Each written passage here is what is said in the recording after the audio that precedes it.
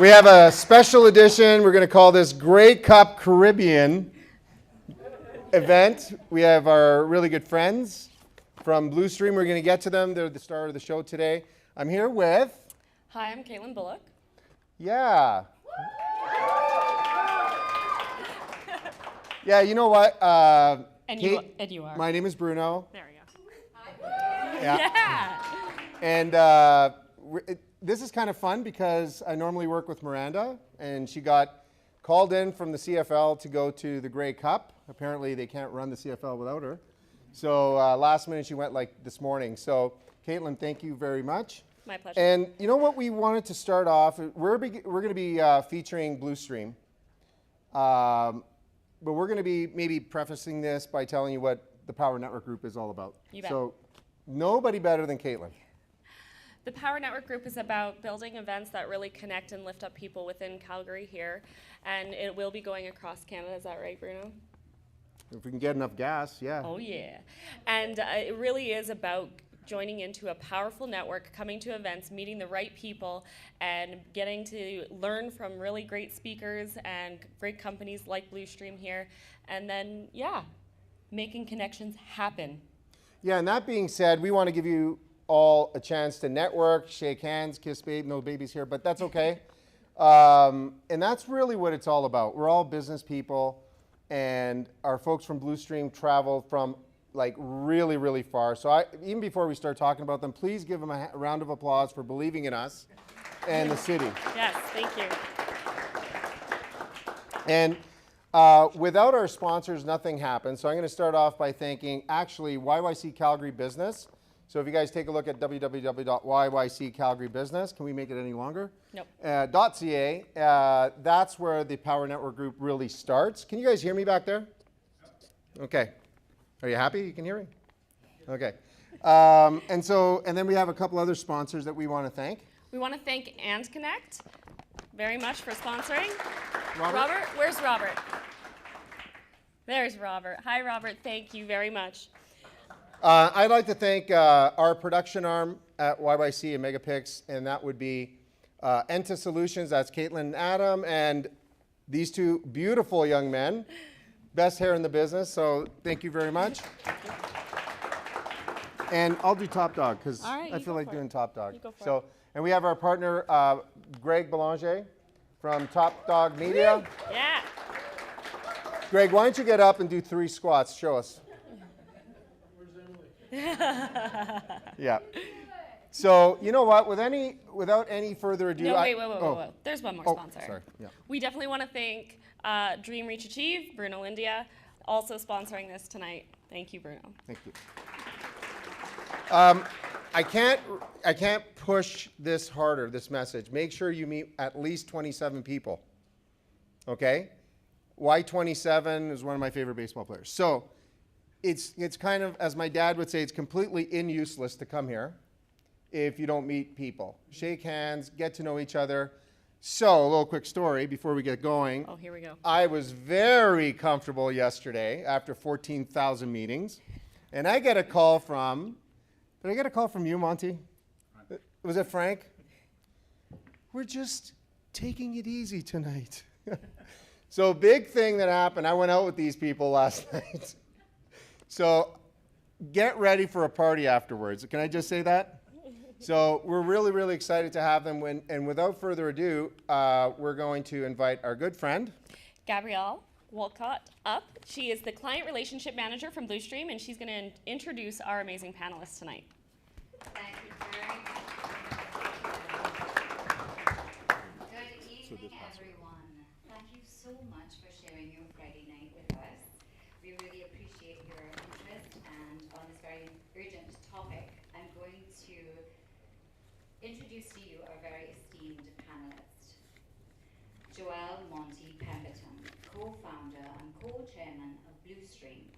Monty, as everyone calls him, is the founder and former CEO of De Novo Energy, an offshore natural gas production company where he delivered one of the fastest offshore natural gas developments at a capital cost of $300 million. As the former CEO of Trinity Exploration and Production PLC, and oil-producing company, Monty took the company public on the London Stock Exchange in 2013, raising $100 million in capital. He is also the former director of various public and private entities, including chairman of the audit committee of one of the largest financial institutions in the Caribbean, Joel Monty Pemberton.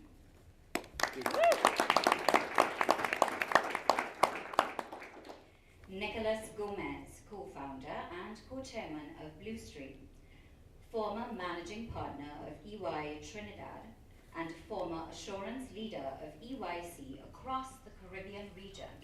He serves on several regulated and public company boards and audit committees, including the audit chairman of the largest indigenous bank in the Caribbean, Nicholas Gomaz. And Frank Teelucksingh, environmental specialist and co-founder of Costal Limited. He has been involved in the greenhouse gas inventory assessments and environmental assessments for major clients such as Shell, BP, Petro-Canada, Repsol, NL Limited, which is owned by CF Industries and Coke Industries. Everyone, give it up for Frank Teelucksingh.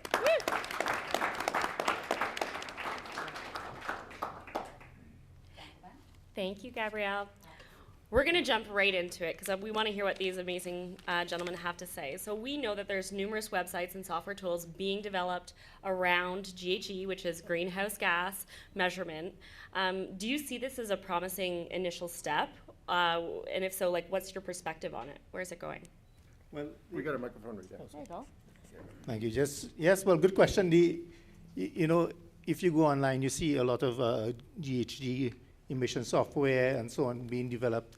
And to me, it just shows that the idea of managing your greenhouse gas emissions has come to pass for many companies here in Calgary and around the world and in Trinidad and Tobago. So you're just seeing the opportunities people are seeing to help companies move towards a decarbonized future, so a future that will help them in their financial stability and the ability to do work in the future, and also reduce the impact on the environment. So it's all good. Can I add to that, Frank? Yeah. I'm just going to add to Frank. There's a little terminology we use. A fool with a tool is still a fool. And what I mean by that is, you know, key to any software systems, anything like that, you need to have accurate data to enter. Or as the old statement goes, garbage in, garbage out. And what we're seeing with respect to greenhouse gas measurement systems and so on is that level of accuracy is not there globally. And that's what we're here to talk about. We have a presentation, we'll go through that. It's a short presentation on the importance on how and the methodology to get the actual data before you get it into any system. So that's a critical component that we need to understand and we're bringing to the table. And we'll also explain to you why we bring that skill set to the table. Thank you. That's great. And just to add to that, now, you know, we joke around quite a bit, but when we're serious, and there's no better people in the industry. And from the moment we met these people, the word or the saying was, what gets measured gets done. Yes. And that's music to our ears, because in order for you to have a good time and fool around, you got to provide. Yes. And these folks have really demonstrated that. So the next question I have is, you know, with all the regulatory bodies and frameworks, you know, how do you navigate both the local, I guess, municipal or even national, you know, bodies when it comes to climate? That's a great question, Bruno. And I would say that there's a whole barrage of regulations, reporting standard bodies that have emerged, that have journeyed through the last 20 years. And there's good news. And the good news is in September 2020, a very prestigious global body took on the responsibility to collaborate through conversations with all of these bodies, regulators, investors, to then evolve something that has emerged that we will share later on. The good news is that there is a global standard body that has given direction as to how, what methodologies and frameworks to apply, but you still have your regulators, and every nation will have its regulatory requirements, no different than the banking and insurance sectors, which will have to be observed. But the good news, the reporting standards have been declared, which we now need to comply with, and we talk a little bit about that. Great. Thank you. So tell me though, like once you've conducted all these measurements, you know, first of all, there's several questions I have here, like how often, how much, when, and then what do you actually do with that data in order to reduce greenhouse gas? Who wants to take this one? Yeah? Right, so it's a process that will happen when we go in to do an assessment of a company for their greenhouse gas emissions. The initial part is an onboarding where we would determine the boundaries of the company in terms of what are the areas of their operation that they are responsible for emitting greenhouse gas emissions. But there's also downstream and upstream emitters that they also have to manage as well. So we set the table by understanding the company, set the table by understanding what type of emissions that they need to monitor, and therefore the specific type of company will then dictate how often you have to do this measurement. So the first time is a baseline measurement where you set the baseline, and then if it's a company that has a lot of different processes that are changing monthly, then you would recommend a monthly assessment of the greenhouse gas. But if it's a stable company that has very set processes that's not going to change, then a yearly assessment is necessary. But after that first initial assessment, the other assessments are much easier because you would have automated the systems to measure the greenhouse gas emitters in their process. Excellent. So it really is dependent then? Yes. Yeah.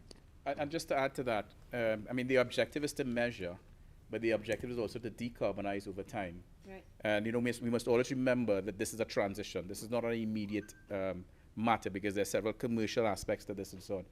So the timing of it is important and must be linked to the executives and the board's oversight. So if your emissions are, let's say, 100, how are you going to, from 100 to, let's say, net zero over 5 years, 10 years, 15 years, however long you think it should take from a pragmatic commercial perspective.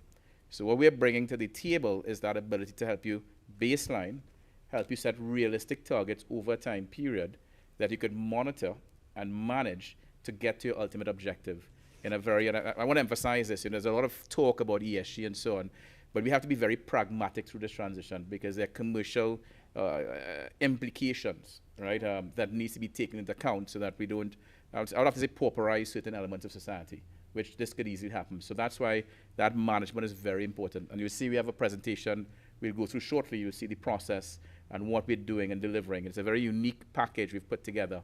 Or like, as we say in Trinidad, it's called all-inclusive. So I'll digress a bit here, right? So in Trinidad, we have parties. It's actually called the party. No way. You know, your party in the Caribbean, right? But we're not here to party now. We're here to party afterwards, right? But Trinidad has pioneered what we call an all-inclusive party. Which means you pay one price and you get everything, from champagne to food, etc. AKA, you walk to the party with no wallet, right? So, yeah, you're all invited, by the way. But we sort of looked at it and said, if you create that all-inclusive package, as against disaggregating the services required to deliver it, it'll be at a lower cost and you get a holistic solution. Right. Love that. Yeah, and you mentioned you're kind of introducing Trinidad to some of us for kind of the first, second time. And I know we have some Trinis. Can you put up your hand? There you go. So Trinidad has been a long history of measuring emissions in the oil and gas industry for over 6 decades. So I guess what can the other industries, and you can elaborate as to why that is, because it's a very interesting question. If you could, could I just show the presentation? Absolutely. There, so I Yeah, let's do it. So Let's go in. Let's jump in. Yeah. Sure, 100%. All All right. Thank you. I think we have. Oh, you have a microphone? Okay. Well, welcome again. So as our motto says, it's really actions speak louder than words, right? We see a lot of talk in this space. We see a lot of what we call greenwashing, people doing nice, fancy reports, but at the end of the day, what is the ultimate objective? The ultimate objective is to reduce your GHG emissions. So it's not being heard, sorry. Okay. It's not being, yeah. So what gets measured and accounted for accurately enables the development of a cohesive strategy to deliver your desired results, right? So basically, not Monty, but Blue Coast and so on, we know what the issues are, and we have the solution, okay? So here's a very interesting story, right? Once upon a time, this is a true story, right? In 1894, there was what is deemed a crisis. London, New York, all of the big cities. It's actually called the horse manure crisis. Because of the number of horses around these big cities, their urine and their manure were actually causing a massive problem and a buildup of manure, right? And urine, which is causing diseases. Of course, the scent wasn't that pleasant, etc. The crisis resulted in people stating, what are we going to do? Because we only use horses, what else is there going to be? And the prediction then would have been health crisis, a whole host of things.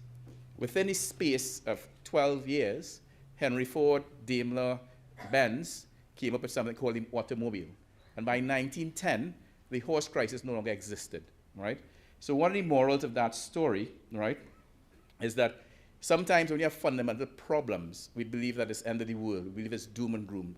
And we hear that when you say about climate, what they call it, climate issues, etc. Yes, it's bad, but a solution is going to come.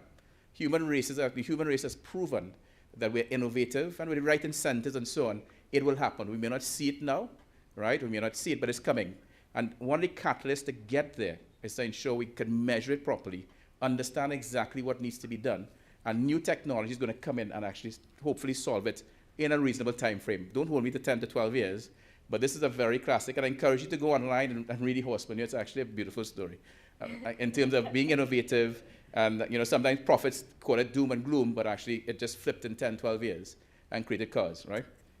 So that's one thing that we've seen, and we don't want to get stuck in that paradigm, okay? Now, very interesting graph here, if you could see very clearly.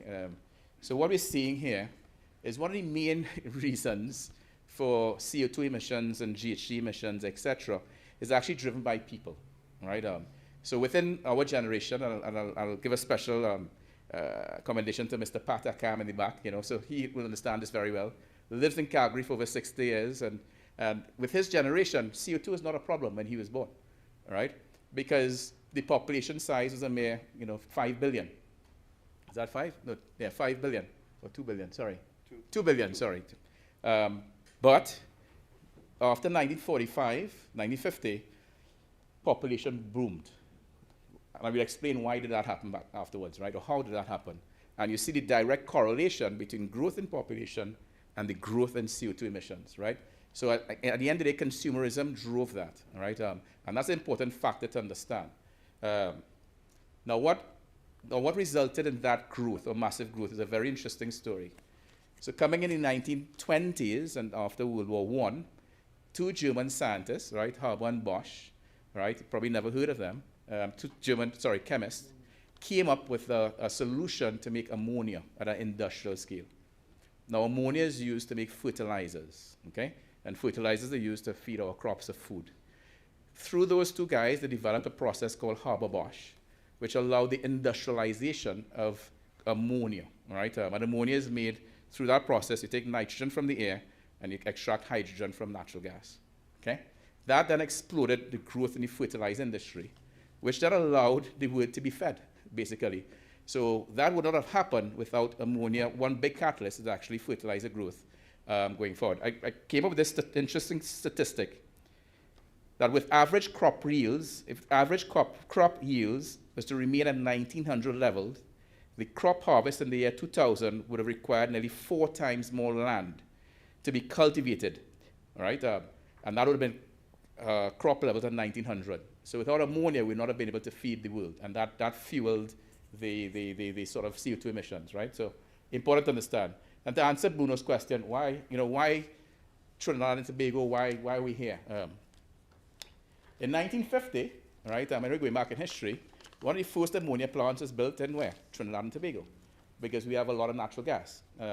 And as of today, we have 10 ammonia plants, and Trinidad and Tobago is the largest exporter of ammonia globally, right? Trinidad and Tobago is also the largest exporter of methanol globally.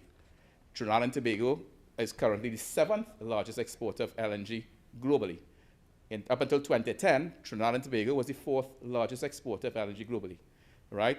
We have a massive steel plant. We are a big exporter of steel, etc. Big cement plant and so on. So we are an industrialized country, and we understand emissions very well because we've been doing this since 1950, bottom line. And within the industry, you've developed the talent and the skills to understand what it takes to measure and to engineer ways to reduce emissions, right? So for a country that size about 5,500 square kilometers, we have a massive industry that throws out this data.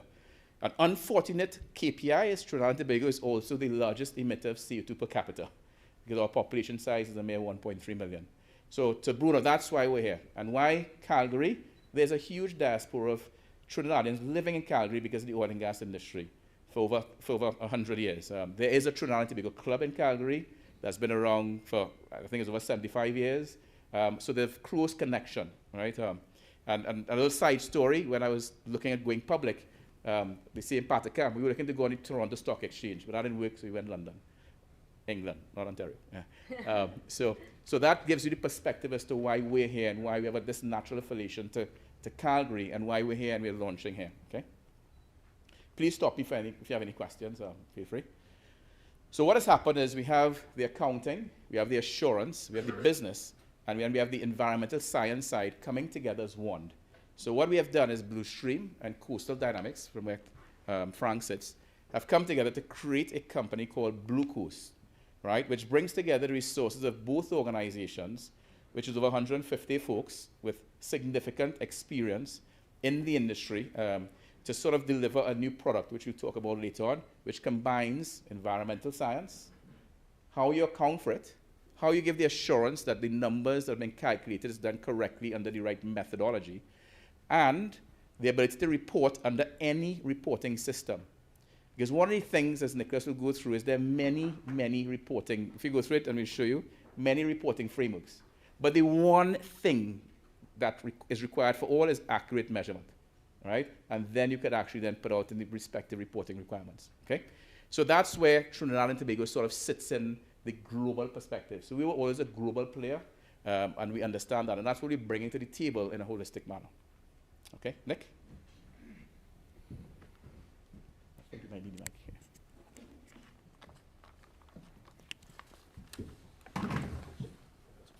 here. Thank you, Monty. And good afternoon, good evening again. So how do we simplify what is a complex accounting and reporting requirement system? And Bruno, you jumped right into it. These are only but a sample of the standard setting bodies, the interest groups, the partnerships, the task forces that have been developed over the years that have emerged to take care of the conversations around financial reporting measurement as it relates to carbon and sustainability. So this presented the globe with a real challenge. What do you follow? Who do you pick? What framework shall you use? And as a result of that, that little symbol that says IFRS, I think you may be very familiar with this.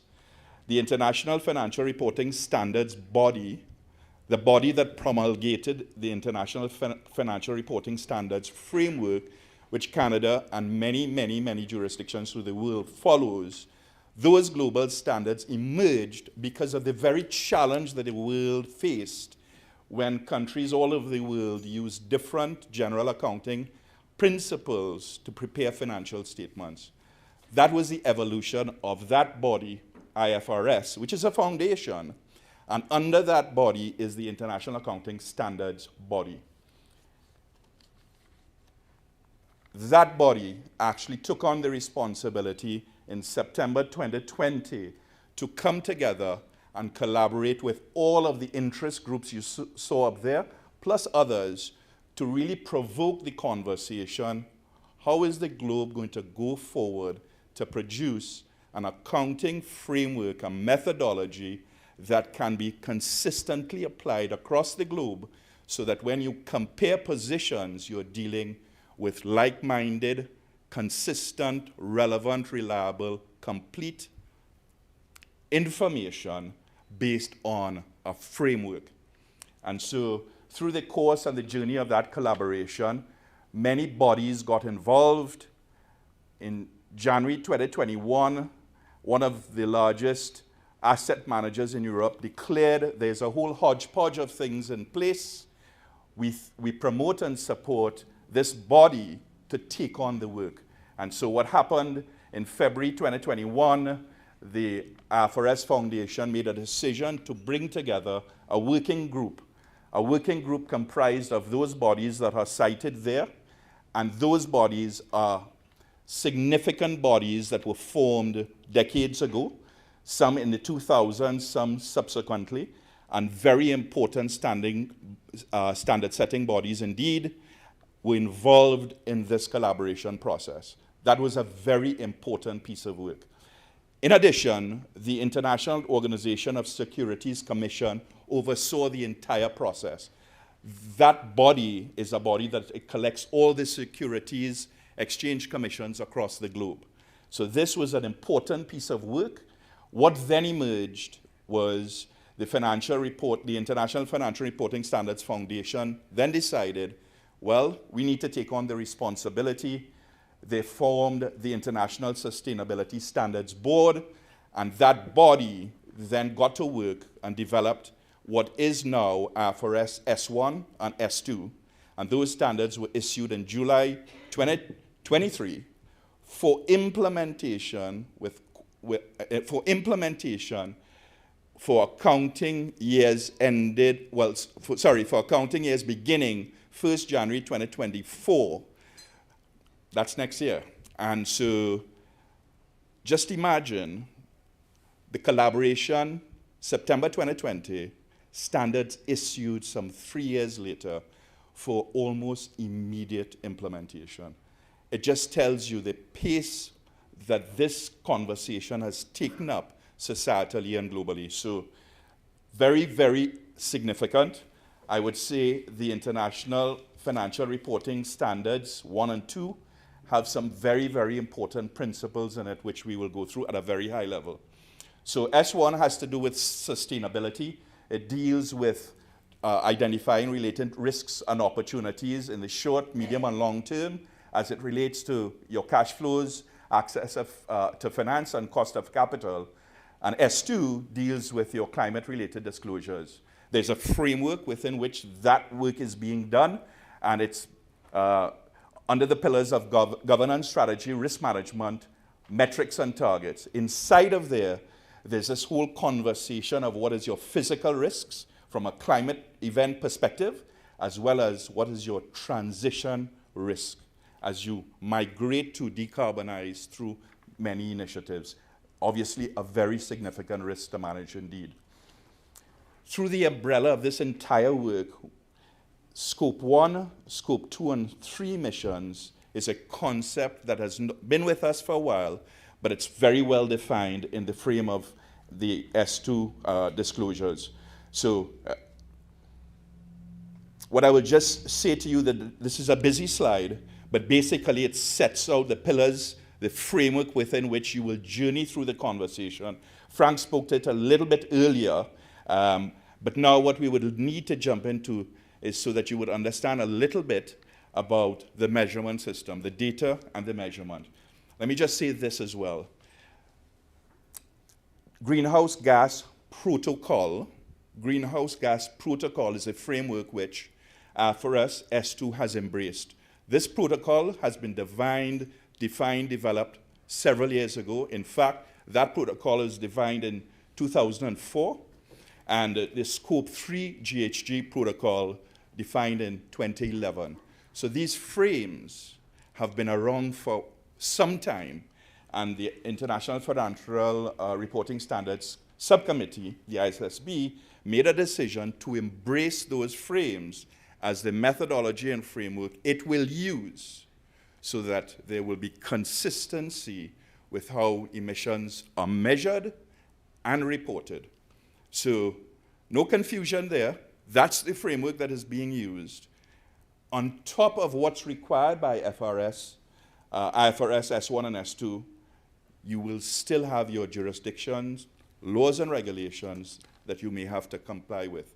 Those may be additional requirements, as I mentioned, no different than central banks may have imposed on organizations, on insurance companies, on banking companies, insurance regulators would have imposed similarly in their markets. That is still likely to happen jurisdictionally across the globe. So without any further ado, let me invite Frank to walk us through. Thanks, Nicholas. Yeah, so you've heard about why we want to measure and the importance of measuring for your business and so on moving out in the future, but now we want to talk about exactly what we are measuring. And as a proof of my years in this business, I cannot see the slide, so I have a slide pack here so I can see what's on the slide. Thank you. So what are we trying to measure here? We're trying to measure greenhouse gases.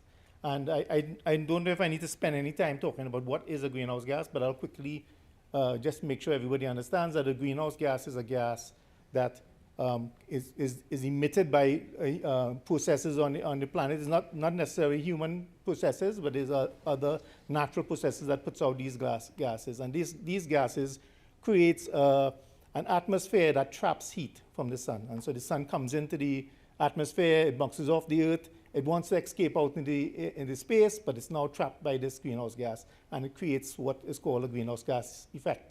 And that is the same effect that you use in greenhouses to grow your crops during the winter time and so on. So it is a present danger to the planet, and we've been speaking about why and how we want to measure. But I want to talk a bit about the actual gases that we're going to measure and how we're going to measure. So in all the standards that we have seen before, there is one standard that it's common to most of them, is that your greenhouse gases is split into 3 different scopes. Your emitting activities is split into 3 different scopes. So there's scope 1 of greenhouse gas emitters. So as a company, you would be producing greenhouse gases through your own processes, whether it's driving a car, whether it's burning fuel for boilers, for heating, for air conditioning, electricity that you're using. So these different activities that are discharging greenhouse gases are categorized in 3 different scopes. So scope 1 is the emissions from a company from their direct operations. So things like if they are processing a processing activity that's discharging CO2 and so on, that is a direct scope 1 emission. So obviously an oil and gas company will be producing a lot of scope 1 emissions because they have natural gas, burning fuels and so on that are discharging from their process.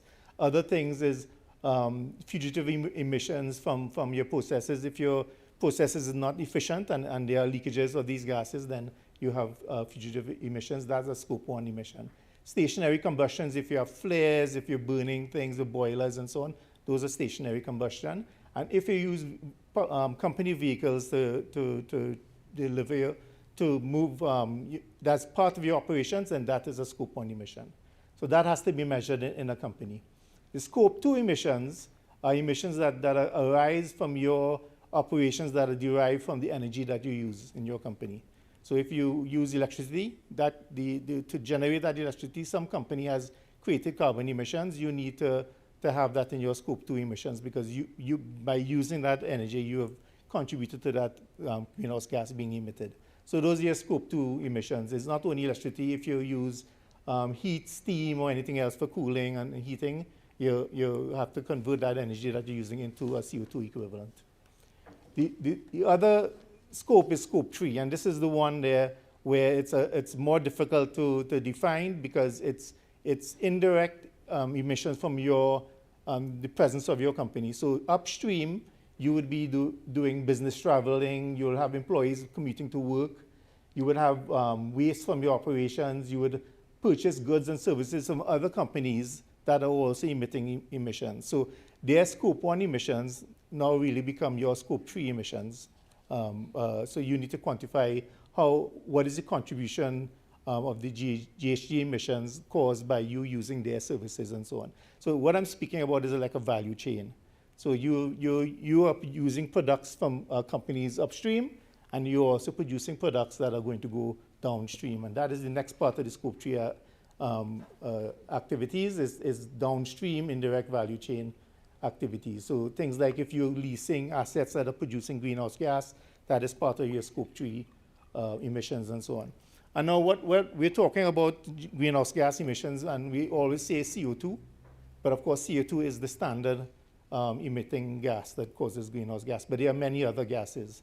So in our all the standards that you have about 6 different classes of emissions that are considered greenhouse gases. You have CO2, you have methane, you have a group of chemicals called hexafluorocarbons, there's perfluorocarbons, there's sulfur hexafluoride, and methane is the other one that when you discharge that, you're also contributing to greenhouse gas.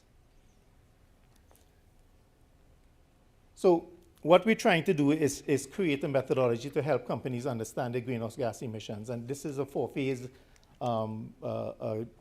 methodology that we want to help your companies in trying to determine their greenhouse gas emissions and help them make proper decisions about decarbonization, how to fit in today's economy. So phase 1 would be us, this is a high-level methodology, and I will go into a little more detail in another slide about a specific one. But the first phase is really establishing the baseline. We need to go into the company, find out what are your processes, what are your greenhouse gas emitting activities that you're doing, establish which ones are scope 1, scope 2, scope 3, establish based on what your requirements are and what is standard you're trying to achieve, what are the scopes that you need to manage. You also need to understand your organizational boundaries. What are the greenhouse gases that you are responsible for directly? Suppose you have companies that you are franchising.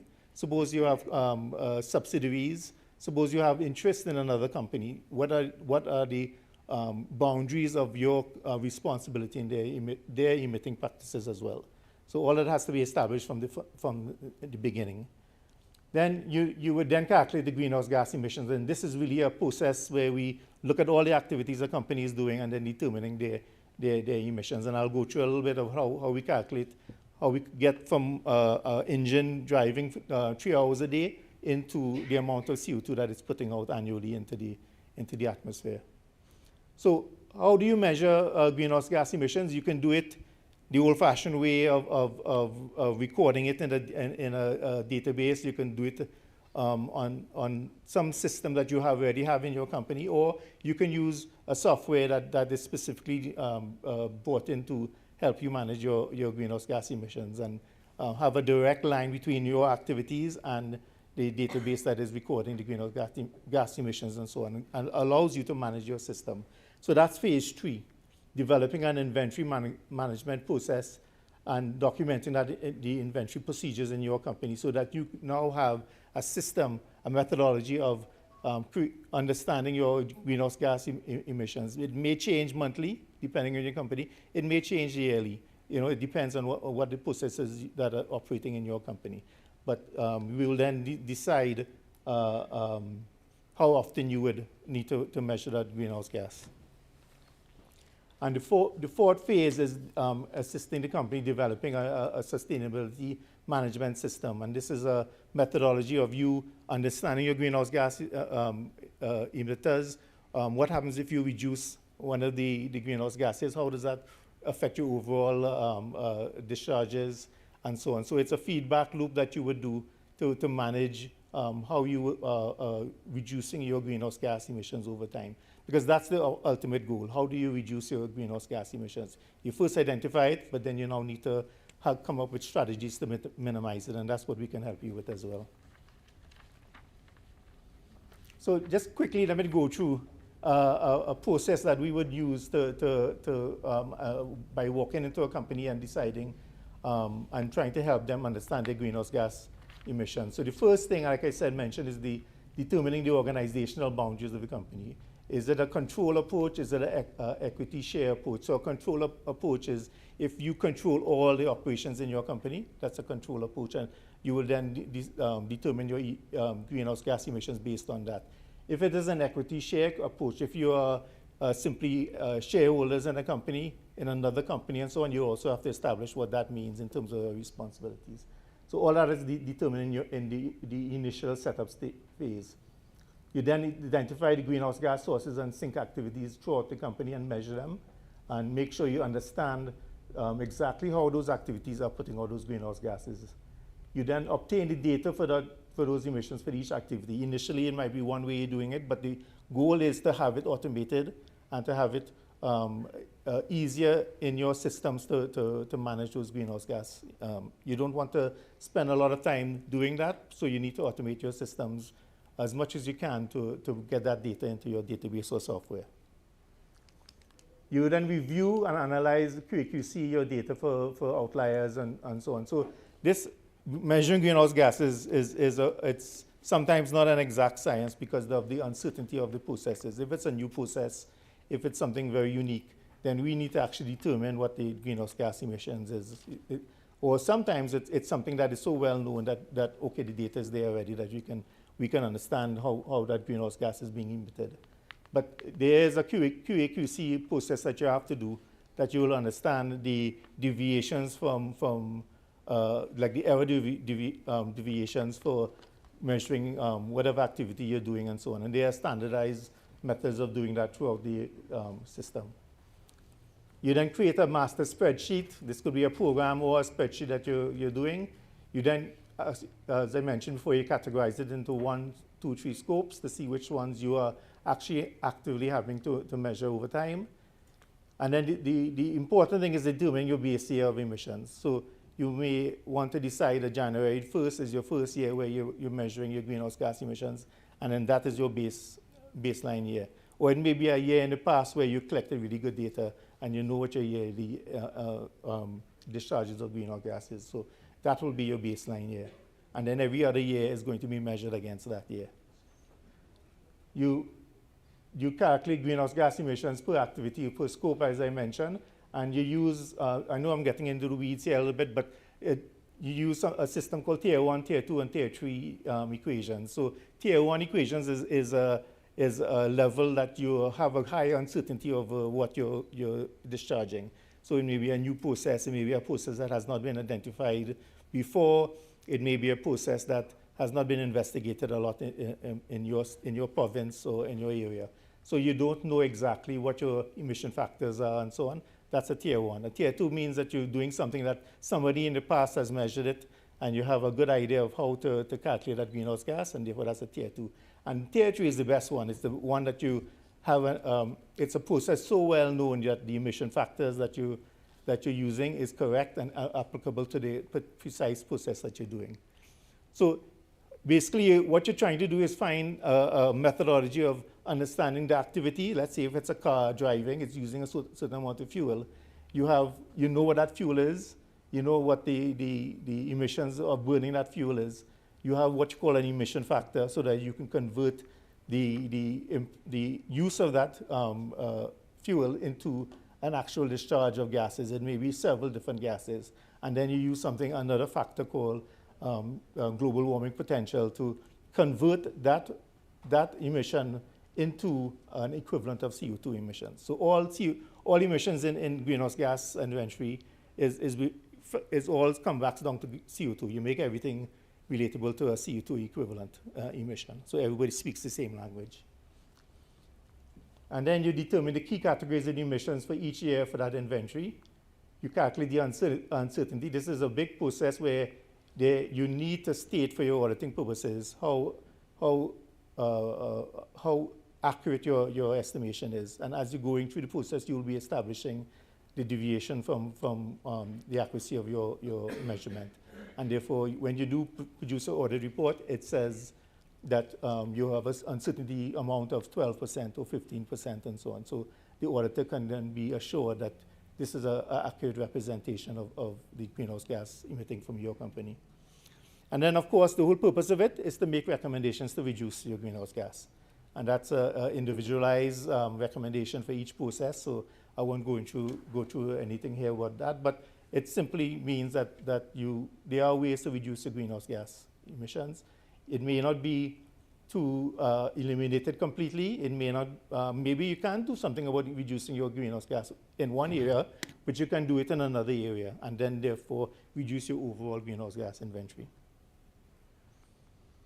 So I won't go through the slide because it has 1,000 words in it, but this is an example of a process we would do for one of the toughest sectors you do with greenhouse gas inventory is the agricultural sector. So if you were to ask me which is the company that is the easiest to do a greenhouse gas, is an oil and gas company. Why is that? Because the process in oil and gas operation is very well known. It has engineers, it has process engineers, they know how much discharges they have, they know how much fluid is flowing through their pipes and so on. So it's very easy very easy, but it is easier to establish what a greenhouse gas is. But for the agricultural sector, for instance, you have to not only take into account the tractors that are being used, the cooling and the heating that's being used, you have to know the fertilizer that's going into the soil, because that affects the amount of methane and CO2 that is going into the atmosphere and so on. So it's a very complex assessment that you have to do depending on what the company is. So this is my last slide, and really this is the journey that we're trying that everybody's trying to go on, decarbonization of your company. Why is that? Because decarbonization, as we've found many times, is that it's actually a boost to your company. It's not necessarily a cost. By decarbonization of your process, you're actually introducing efficiencies, and it can positively affect your bottom line. So that is the real reason why you'll want to do decarbonization of your company. And this is the pathway that we're setting you on. You start off with recognizing the benefit of decarbonization, doing what I just spoke about, calculating your greenhouse gas footprint. You set your reduction targets. You optimize your internal processes in the company. You decarbonize your supply chain. You can educate your employees and give them training to conduct their operations in a more sustainable manner. And when it comes to greenhouse gas, you can even transition to renewable energy if that is one of your strategies to reduce greenhouse gas emissions. And then you regularly reassess and adapt your strategies based on your new methodology of conducting your business. So that's the journey we hope you're on, and Monty is going to tell you now how we can help you along that journey. Thank you so much. I know it's a kind of specific chat. Yeah. And don't worry, I'm only going to ask about 2 minutes. Yeah, so we're almost there. We only last before Bruno and Caitlin starts to drill us even more. So as you could see, basically, there's a complexity, but there's a simplicity in complexity. And the simplicity aspect of it is having a clearly defined methodology that's executable and that allows you to achieve your end objective and manage it, right? So I guess don't assume it's very complex. It is, but we're here to make it very simple, bottom line, okay? And in that, we've created a new solution, right? I like the SAS. As you could tell, I was not a member of the SAS from my body. But the SAS, is a very elite fighting force, basically. But our SAS stands for Scientific Measurement, Accounting, Assurance and Accounting, and Strategic Decarbonization. And we've pooled that into one service, the all-inclusive aspect of it, where we could measure, we'll give you the assurance, right, and the accounting, and using our technology to make sure you account for it correctly. We could do assurance aspects of it as well. And then the strategic decarbonization is that last slide of how do you then move through that slide strategically to get to the end objective, right? And our smart solution is exactly what we just said. We broke it down into various segments that we could deliver with the sustainability management system. What this is, or what we've done, is oil and gas companies use what we call an operating management system, or an OMS. That's how most upstream companies manage their business. We've altered that to create what we call a sustainability management system with the same sort of philosophy, but simplified it to a very small business could use, but nowhere near the cost of what is used by the OMS. So we've taken the knowledge of how to run oil and gas companies to simplify it for small, medium-sized entities, so that you could show your stakeholders. Why that is important, as the big financial institutions start to implement this, they're going to come through their value chain. So when you go to the bank is going to ask you, could you show me your sustainability management reports? What is your strategy? What are your emissions? What are your plans? Why they're doing that is because they have to report on it and they have to decrease it. So they're going to rip through the entire value chain, and that's what's coming down the line. right? And that's a very important aspect and to really internalize, because it's not, as Nicholas articulated, we saw the speed at which the regulatory frameworks are accelerating this. So that management system allows you to do that. And of course, you spoke about the measurement, you have the advisory, there's the reporting, and there's the technology. There's two aspects to the technology. There's the technology with respect to how you account for it and make sure it's measured. So you account for it, you set your targets at a granular level by emission source, and then you determine what's the best way to reduce it.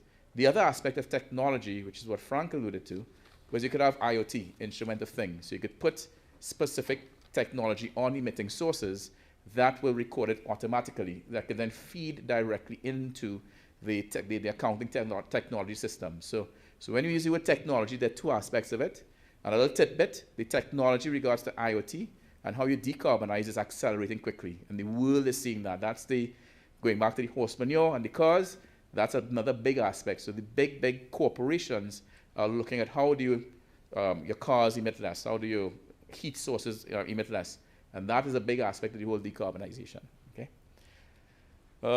So, welcome to Blue Coast. We come to the end of our sort of formal sort of presentation side of things.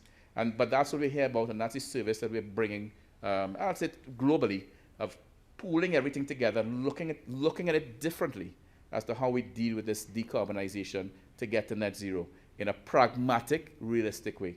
What you've seen is folks will be set targets that are unreasonable, right, and they get themselves in trouble, right? So it's how do you really do it pragmatically, commercially feasible to get to that end result over time. And in so doing, you do create resilient businesses, resilient economies, and so on. And you start to build, you probably heard this terminology, the circular economy, right? And that's where the word is evolving to, the overall circular economy. And that's the end objective. All right, so thank you. I dropped the mic.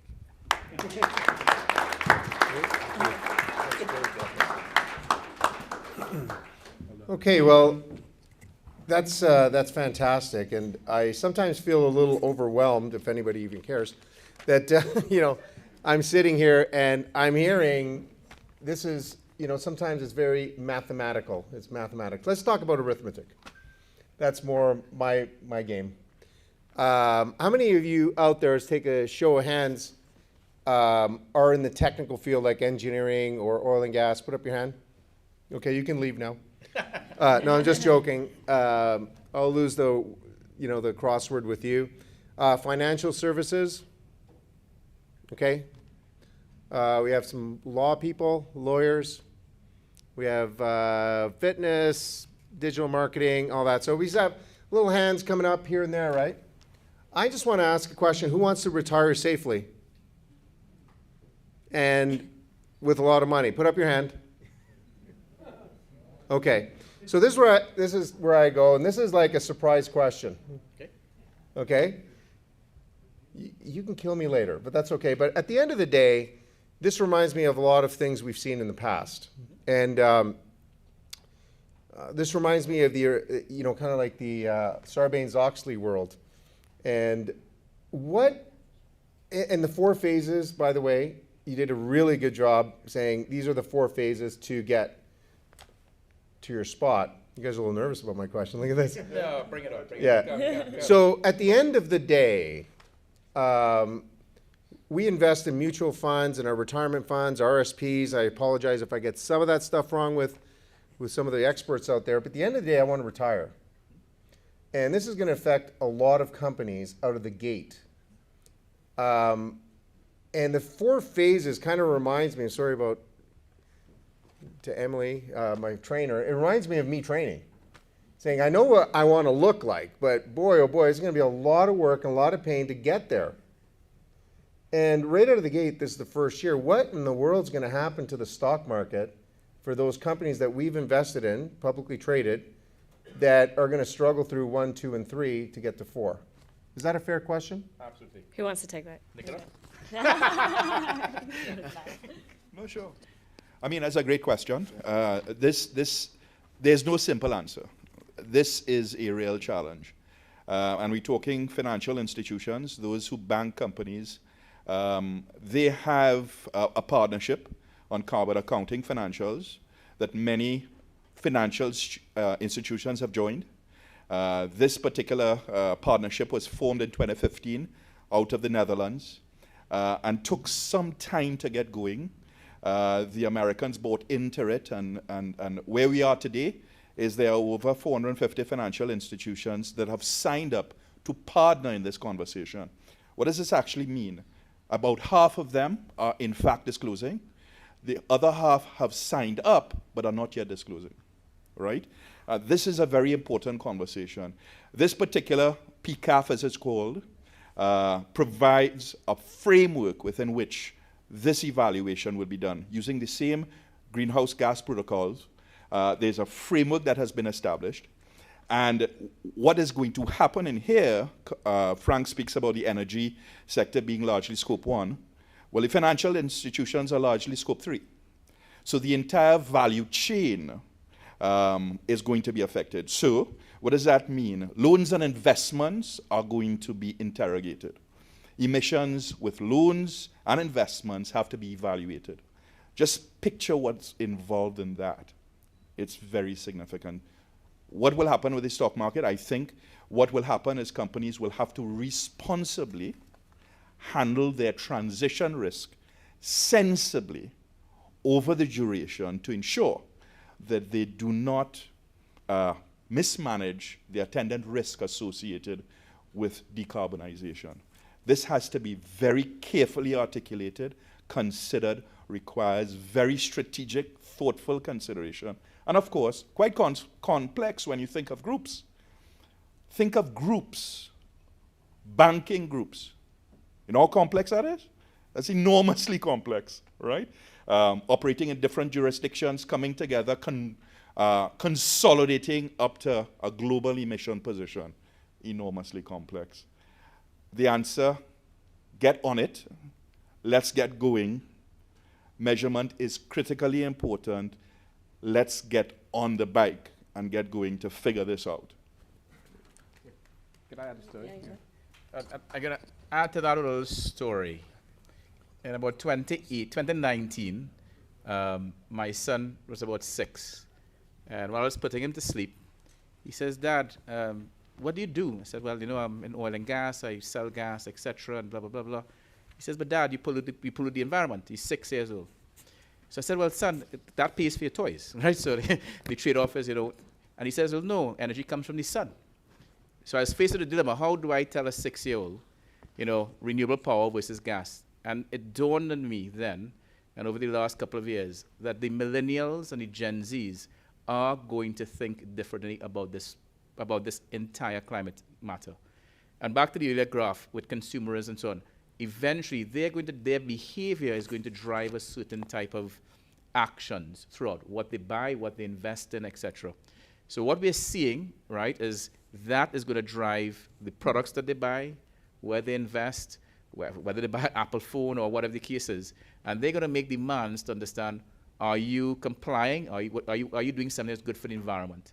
Right? We are seeing that cycle starting with whether it be 3, 4, 5, 6, 7, 8-year-olds.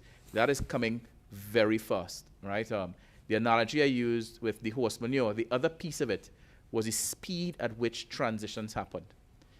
Could anyone in this room remember when you did not have an iPhone or Android, right? No, but that took place between 2007, 2006, 2009. Before that, it was BlackBerry, right?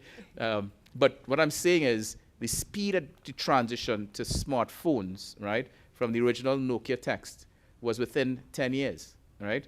And sometimes you underestimate, you know, how things move very quickly, right? But those millennials, my son who's age 6, well, he's 9 now, will have economic buying power, once it's not from me and it's on his own, and he earns his own living, by 21, 22. And those decisions, that's in 10, 12 years' time. And they're coming. So that's what's happening. We're seeing institutions now coming into that sphere. Okay? Thank you. We're going to open it up, and if there's any questions from the floor. Got some over there. Lydia? Bruno's got a mic for you. He's going to walk over. Can you hear me, or you want? Here you go. That's why I'm here. I'm just wondering what the audit process is of this process. Has that been set up? Yeah, the audit process.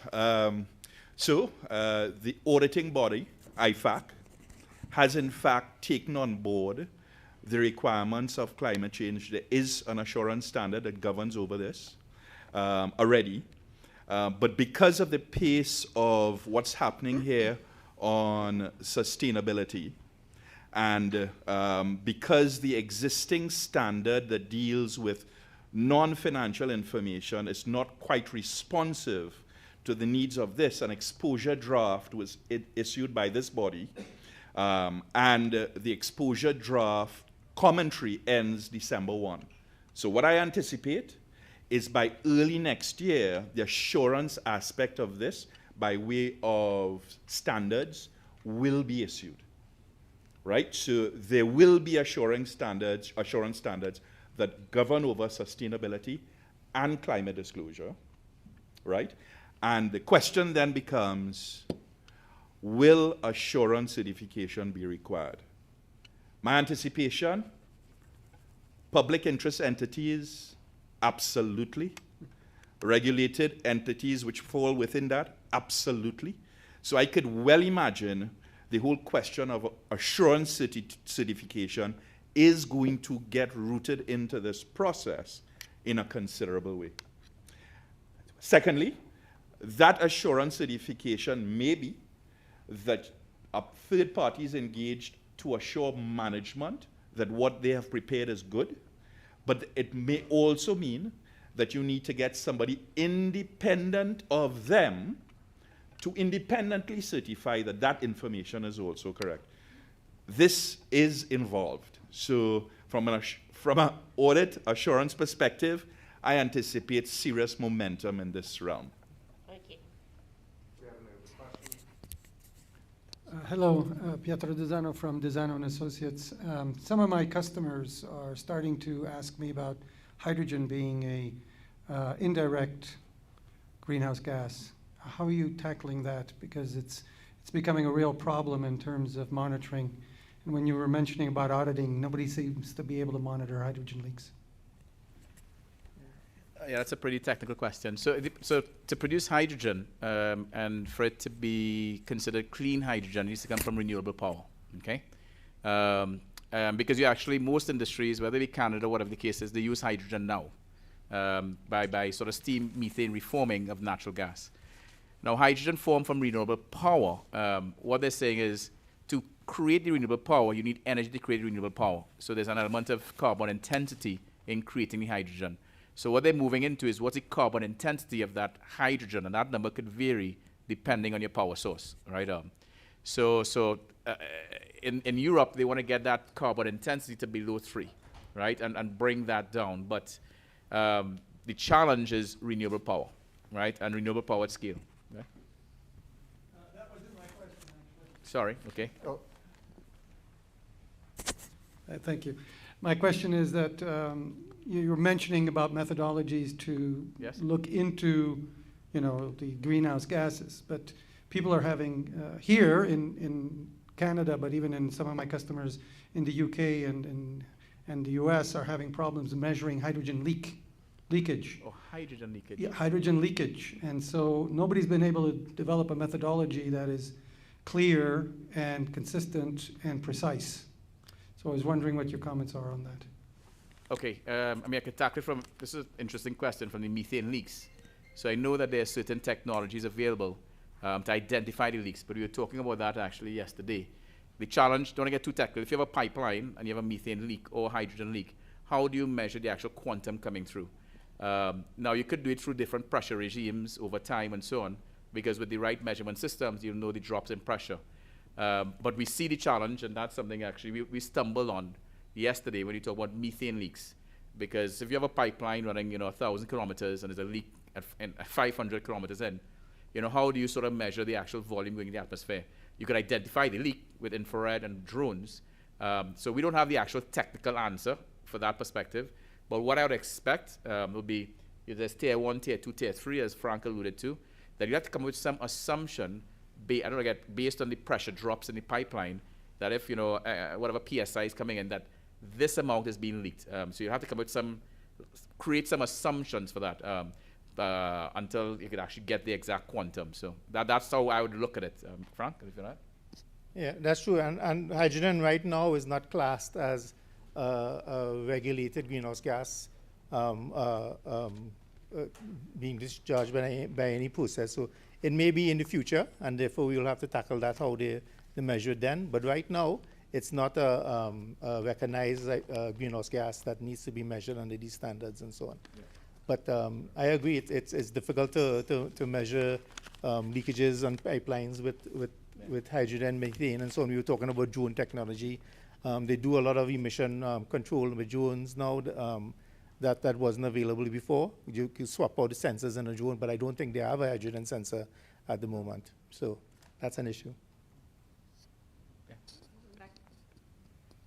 Hey, I have a quick question, just a little bit more high level, but we interact with a lot of different types of businesses and sizes of businesses at various stages in their growth. So at what size or stage should a business start worrying about this stuff, or would they want to come to you to talk more about this?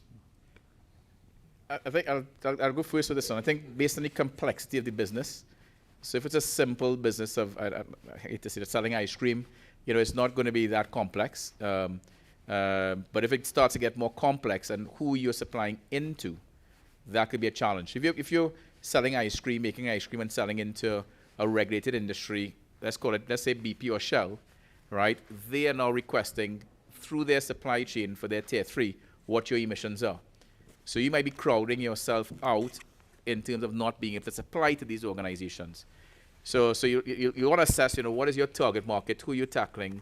But if you're going to be going after big financial institutions, big oil and gas companies, companies listed on the stock exchange, whether it be TSX, US SEC, you would have to do that. One good example actually is Walmart, right? Supplying into Walmart, you're now required, if you go to Walmart's emission site, it's on their website, you are now required when you're doing your RFPs to submit your emission data. And they're going to assess you based on that. So it depends who you're selling to. So, but if you want to scale up, it's easier to start the process sooner and put in the fundamental or systems to allow you to measure for when you scale up, and it'll also be cheaper, quite frankly. So you'll have to assess it, basically. That's what I'm trying to say. It won't be on a standalone case. If you guys want that. Yeah, and I would say, though, that an established company that has not been tackling this issue before would have to invest a lot into changes, processes, and systems to get in a position to be able to be more clear in their management of the GHG. So if a company is starting now, they're in the best position, the best ideal position. They can now develop the systems immediately to make sure they're capturing their CO2 emissions and their CO2 equivalent. So the Walmarts of this time and the big, huge companies, they're going to have quite a difficult time transitioning into this arena. But the younger the company, the quicker they can change course. And I guess just to add, if you are seeking financing from a financial institution, they are going to ask you for emission data as well. That's where it's going. So I imagine, in your question, pretty much I'm not too sure anybody's going to be spared of reporting in your emissions. If you think about it, where you will get your capital from, it's going to be a financial institution. So you gotta give some consideration to this, and it's a meaty topic indeed. Okay. Thank you very much.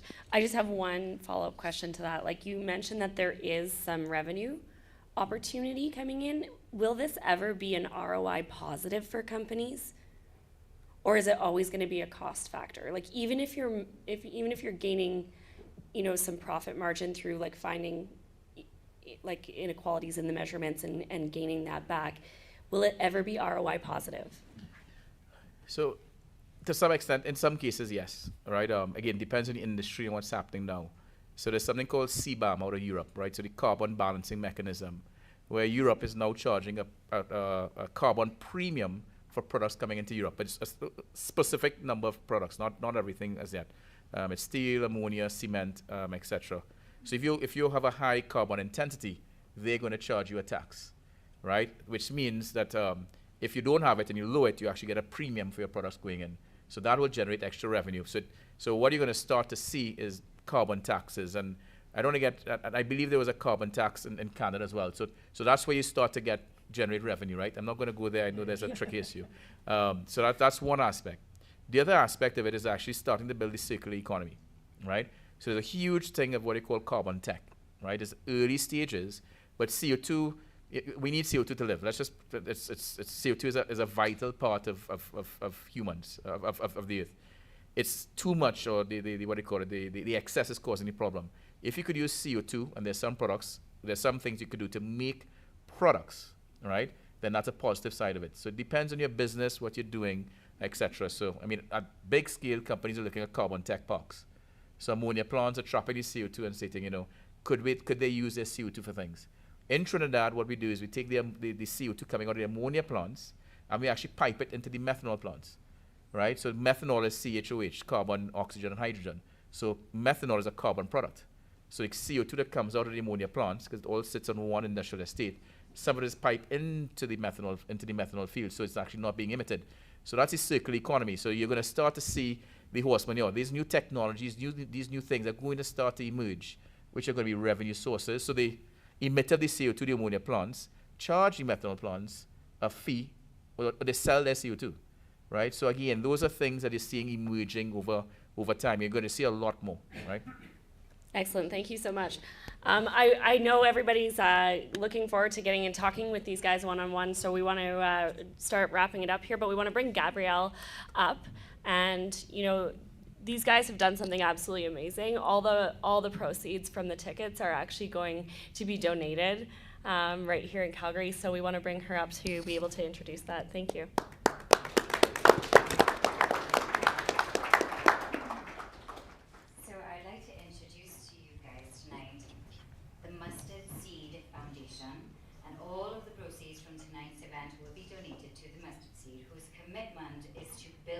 Community, growing hope, and supporting change through eliminating homelessness and reducing poverty throughout Alberta. So I'd like to introduce Anne, who's going to come and speak to us about mustard seed.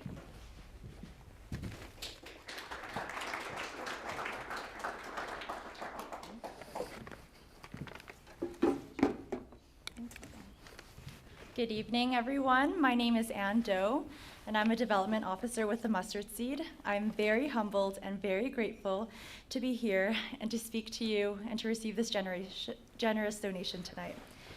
I'm going to speak a little bit on the work of the Mustard Seed. So we're a Christian organization. We're located in 5 cities across Western Alberta. So that's Calgary, Edmonton, Red Deer, Kamloops, and Medicine Hat. And we've been around for 39 years. So that's very exciting. Our organization was started by a man who experienced homelessness himself. So at the core of what we do, we try to reduce poverty and homelessness and all the barriers associated with it. And we try to provide hope, respect, and dignity for all of our clients. The Mustard Seed offers a holistic approach through physical, mental, emotional, and spiritual care. The 5 values are at the core of every program we offer, and I want to share some of those services with you. The services we are most known for is basic emergency shelters. So every night we have a shelter open in every city where people are able to have a warm place to sleep. We offer 3 meals here, breakfast, lunch, and dinner, and we hope to provide a nutritious and filling meal for all of our clients. In the morning, a shuttle takes all of our clients from the shelter to our downtown community impact center. Here they can access services such as employment coaching, where our coaches will help you with resume building, getting registered on different employment websites, helping you with mock interviews, and providing you with any of the equipment or tools that you might need to succeed at your job. So that's in the gray building, kind of in the back of the photo. And on the main floor of the red building, we have our Health and Wellness Center. At our Health and Wellness Center, we provide visits with physicians and nurses, mental health counseling. We also provide fetal alcohol spectrum treatment and assessment. And we also have physical and occupational therapy here as well. all of our programs are designed to help the community in which that building is located in. So in downtown, we serve primarily people experiencing homelessness. So those are the programs that we have. But we also have a community impact center in many neighborhoods in Calgary and throughout Edmonton and the other cities that we are located in. And each of these community impact centers strives to serve that community and their needs. For example, in the Marlborough neighborhood in Calgary, we have a lot of youth there who have nowhere to go after school. So that's why we provide a homework help program and tutoring there. We also have another program for children. It's called Seed School. So we provide this program for kids who are in grades 3 to 12.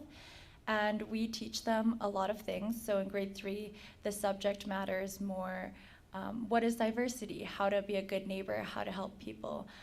Whereas in grade 12, we learn more about what are the complex and varied causes of homelessness and poverty. Above our health and wellness center in the red part of the building and the white part of the building, that is our permanent housing units. So it's permanent supportive housing. Our clients are able to stay there as long as they need. And we also offer all the services that we have there for free. So if you need any extra help while you're staying at our affordable housing complex, we're able to help you with anything you need. So we have a few of these locations across the 5 cities, and we're also in the process of building affordable permanent housing complex for families in Ogden, where all the services, again, will be free and it'll be extremely affordable housing. I want to reiterate how thankful we are for all and any donations that come to the Mustard Seed. But beyond donating financially, we are also able to accept clothing donations and toiletry donations. Volunteering is one of the best ways to get involved with the community, even if it's not with our organization. I really encourage you to help out a local organization this winter, and also engaging on our social media posts as well. This is a great way to spread our mission and learn more about our cause. I really appreciate this wonderful donation and for letting me speak today. If you have any questions, please let me or my colleague Christine in the blue shirt know. We'll be here to help you. And yeah, I just want to express that we are so, so appreciative of all your help and for listening to me and for providing this donation tonight. Thank you.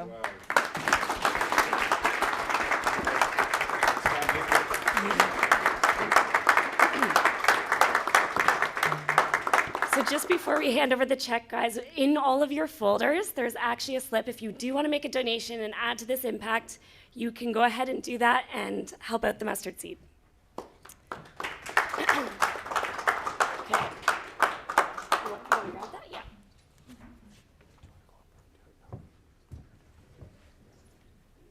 Yeah, come right into the front, guys.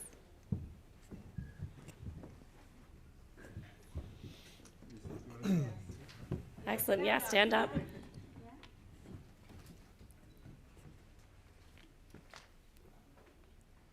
All right, another round of applause, guys. Thank you so much.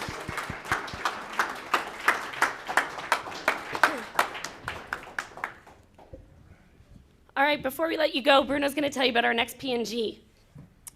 Yeah, just before we do that, we have a little bit of a surprise. I don't know if Marcus can load this up. I'll tell you to go when to go. Okay, Curly? So we just gave you guys a little thank you bag, and you guys can pull out just one of the squishy ones. And they got a special little present. It means absolutely nothing to most of you people, but I think it'll be, we'll play it afterwards. Don't worry about it. So they were encouraging us to print out t-shirts of my imaginary rock band. So we've been joking around with that. And so there is a twist to this. So we are called the ZBs, you're not. It's a bit of an alter ego rock band, but there's a reason why we did that. So thank you very much, because the folks at BLEWSTREAM have been, I can't even explain how cooperative and how much fun it's been to get this thing going. So I would love for you guys to give them a big round of applause, and I'm actually really mean that. So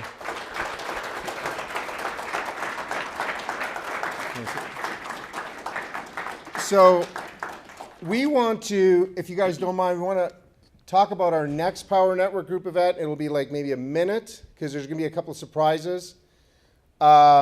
This was an incredibly important topic. I don't think we're going to really realize the impact that this has, and I think you guys are trailblazers in some of this, in these areas.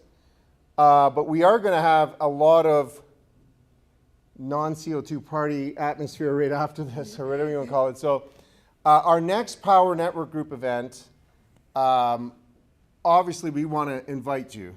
Okay, you guys are going to be here in Calgary more often. It's going to be January 17th, 2024. I can't believe I'm saying that. And it's going to be 2024 Kickstarter. And it's going to be really celebrating, you know, starting 2024, health, wealth, and relationships. Because after all, that's really what our world is all about. And right now we have 2 of the 3 people that are going to be presenting and adding even more energy to our group. And we have Emily Levino, if you want to stand up, Emily. So Emily's going to be talking about, give her a big hand in advance. So Emily's going to be talking about kicking your ass and really getting, you know, feeling good about yourself. And I'll leave it at that. You'll have to come and show up. And we have Lisa L., who is a financial person. She's not here. She was going to make it. It was last minute. And she'll be talking about, of course, the wealth side, because without wealth, you're not too happy. And in the back over there, and this is where I'm going to maybe spend 2 seconds, we got my friend Ian Hill from NGBN.TV in the United States of America, and soon launching O Canada TV here across Canada, talking about really mental health and an initiative that we're going to have. So how the ZBs come in is that we are going to start raising awareness in that area, and just leave it at that. And these t-shirts are going to be for sale to support a cause that's near and dear to many of you, and it's mental health. It affects, I don't know what the statistics are, Ian, I'm really sorry.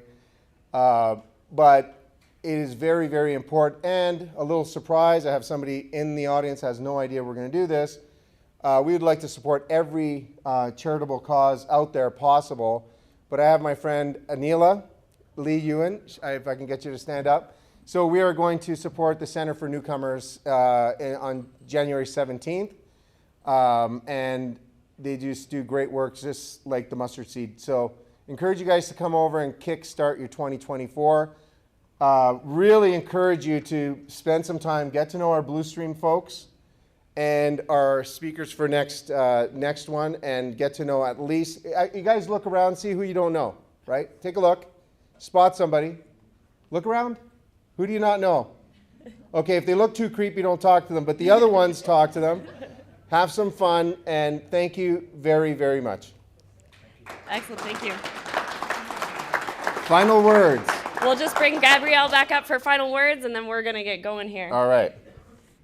So that concludes our evening, everyone. Thank you so much. I just want to say a very special thank you to the Power Network Group for their warm and delightful hosts, Bruno and Caitlin.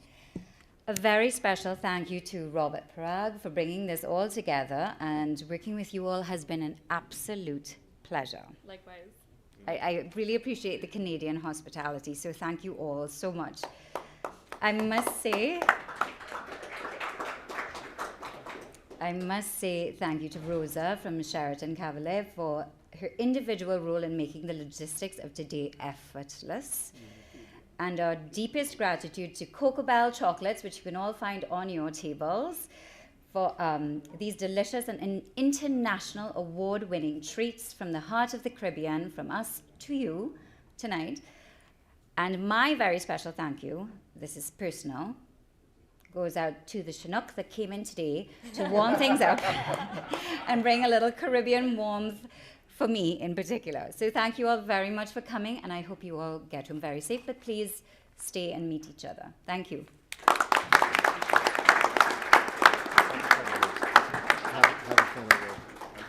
All right, guys, thank you so much. A special thank you to our sponsors. Let's get up, let's talk to these guys. You can talk to BLEWSTREAM one-on-one and the West Coast group, and then get in there and have some great conversations. Thanks so much. Thank you.